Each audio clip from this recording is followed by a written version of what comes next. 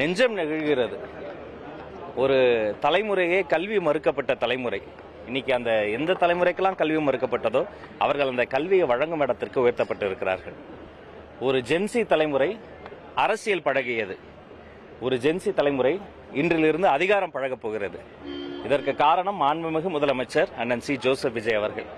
இந்த தலைமுறை மாற்றத்தில் முதல் முறையாக அமைச்சரவையில் social justice, secular social justice, அதாவது இந்த சமூக நீதி என்பது மிகவும் சரியாக பிரதிநிதித்துவப்படுத்தப்பட்டிருக்கிறது. மகிழ்ச்சியா இருக்கு.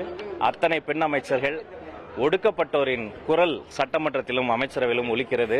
முதல் முறையா நான் வியந்து பார்க்கறது என்ன தெரியுமா, நம்முடைய அந்த அமைச்சரவையில் ஒரு அமைச்சர்கள் வர்றாங்க, எல்லாரும் மகிழ்ச்சி, புன்னகை, கைத்தட்டல் அப்படியே வரும் பொழுது, காங்கிரஸ் பெரிய இயக்கத்தினுடைய தோழர் வருகிற பொழுது அனைவரும் சேர்ந்து ஒரு மிகப்பெரிய கரவொலி வந்தது. அது கிட்டத்தட்ட 60-70 ஆண்டுகளாக காத்திருந்த ஒரு வழி. அது எங்களுக்கும் தெரியும். 2000 வருஷம் நாங்களும் காத்திருக்கிறோமே பல அதிகாரங்களுக்காக. அதனால இது ஒரு பெரிய மாற்றம்ங்க.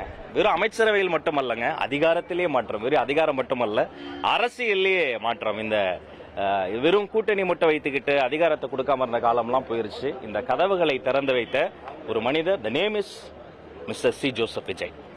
இளம் அமைச்சர்கள் நிறைய பேர் அமைச்சர்கள். ஆமா, இது அவங்களுக்கு சவாலா இருக்கும்னு நினைக்கிறீங்க? இல்ல, பழகிக்குவாங்க. இளைஞர்கள் தானே இந்த நாட்டில் சிவில் சர்வீஸ் எக்ஸாம் முடித்துட்டு அதிகாரிகளாக வராங்க. இளைஞர்கள் தானே மாபெரும் புரட்சிகளின் போது முன்களப்புறைகளாக நிற்கிறாங்க. ஒரு இளைஞர் மருத்துவக் கல்லூரி முடித்து வருகிற பொழுது அந்த மருத்துவத்தை சாமானியம் கொண்டு போய் சேர்க்க ஒரு செயல் வீரனாக மாறுகிறார். அரசியல இளைஞர்கள் வருகிற பொழுது இளைஞரணியோ செயல் வீரர்களோ அவர்கள் காத்திரமாக உழைக்கிறாங்க. அதிகாரத்தில் இளைஞர்கள் வந்திருக்கிறாங்க. அவங்க அப்படியே குயிக்கா கத்துக்குவாங்க, லேர்ன் பண்ணிக்குவாங்க, மக்களோட போய் நிற்பாங்க. ஆல்ரெடி சமூக பணி செய்திருக்கிறாங்க, கட்சியில களமாடி இருக்கிறாங்க. அதனால அமைச்சரவையில் இளைஞர்கள் என்பதை விட அதிகாரமே இளைஞர்கள் கையில் வந்திருக்கிறது. நிச்சயமாக நல்லது நடக்கும், நல்லது மட்டும் தான் பசங்க செய்வாங்க. நன்றி. இன்னைக்கும் ரெக்வஸ்ட் பண்ணேன்.